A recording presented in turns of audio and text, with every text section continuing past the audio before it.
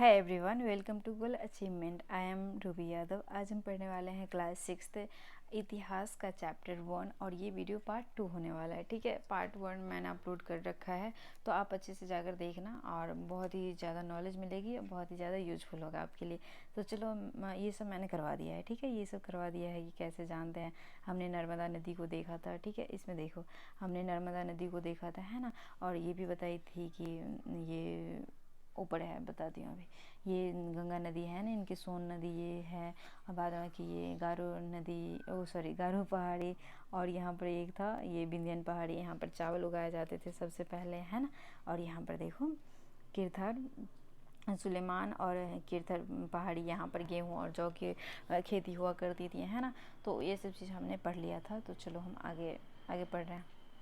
ये सब चीज़ें भी पढ़ ली थी, यहाँ से हम पढ़ेंगे। आज लोग यात्राएं क्यों करते हैं? आज लोग यात्राएं क्यों करते हैं?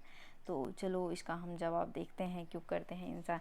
एक बार फिर से मानचित्र वन को देखो। पहाड़ियों, पर्वत, समुद्र इस उपमहाद्वीप और प्रकृति सीमाओं को निर्णय करते हैं। ठीक है, मैंने अभी आपको बताया है ना, पहाड़ पर्वत वगैरह। और वैसे बाद में कि आगे जैसे जैसे चैप्टर आते जाएंगे वैसे ही मैं सब कुछ बताती जाऊँगी। ठीक है, तो हालांकि लोगों के लिए इन सीमाओं को पार करना आसान नहीं था। जिन्होंने ऐसा चाहा वो ऐसा कर सके। ठीक है, जिन्होंने चाहा कि हाँ जाकर रहूँगा तो चले भी गए। अब आपको पता है ना, माउंट एवरेस्ट पे कितने लोग चढ़ रखे हैं, तो हो जाता है। ये पर्वतों की ऊंचाइयाँ को छू सके और गहरे समुद्रों को पार कर सके।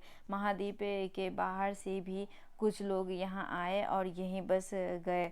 ठीक है, और ये देखो, लोगों के इस आवागमन में हमारी संस्कृति परंपराओं को समृद्ध हुआ और लोगों को बहुत अच्छा लग गया कि मतलब जाओ बाहर को देखे, बाहर को जाने कैसे लगता है, क्या है, कैसे लोग हैं, कैसे पहनते हैं, क्या खाते हैं। तो लोगों को बहुत ज़्यादा पसंद आने लगे। कई सौ वर्षों से लोग पत्थर को तराशने, संगीत रचने और यहाँ तक कि भोजन बनाने के नए तरीकों के बारे में एक दूसरे के विचारों को अपनाते रहे, है ना। कोई कहता था ऐसे करो, कोई कहता था ऐसे करो, तो वो हर कुछ को अपनाते रहे। उन्हें बहुत ही मज़ा आने लगा, बहुत चीज़ सीखने को मिला, तो उन्हें बहुत अच्छा लगने लगा। तो वो सब एक जगह से दूसरी जगह जाने लगे ताकि हमें और भी चीज़ सीखने को मिले। तो यही चीज़ था।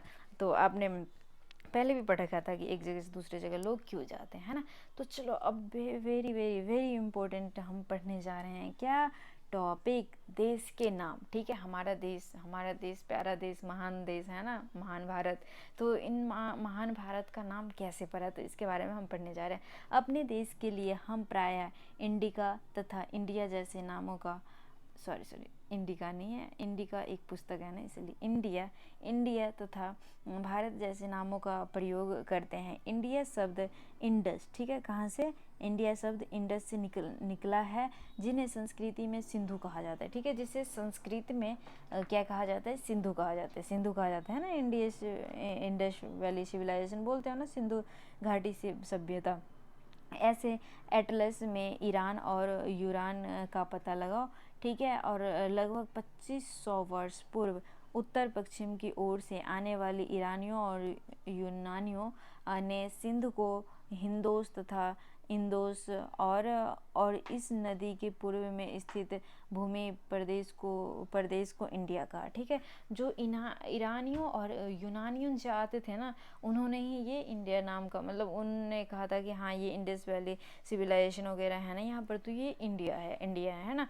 तो भरत बोले थे। तो भरत नाम का प्रयोग उत्तर पश्चिम में रहने वाले लोगों के लिए, एक समूह के लिए किया जाता था। ठीक है, तो एक समूह में जो लोग रहते थे तो उसे ना बोलते थे इन भरत नाम से। ठीक है, इस समूह का उल्लेख संस्कृत की आरंभिक कीर्ति ऋग्वेद में मिलता है। ठीक है, तो इस शब्द का यानी कि भरत नाम ना कहाँ मिलता है?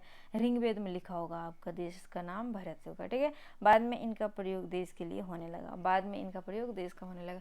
तो ये डायरेक्टली या इनडायरेक्टली बोले तो यूनानियों और ईरानियों ने ही इस नाम को दिया है। तो मतलब क्या हुआ था पहले क्या हुआ था कि ये सब आए और इन सब ने क्या किया, सिंधु को हिंदोस या फिर इनके नाम से नदी के पूर्व में रहने वाले लोगों को, समूह को इन्होंने भरत कहने लगा।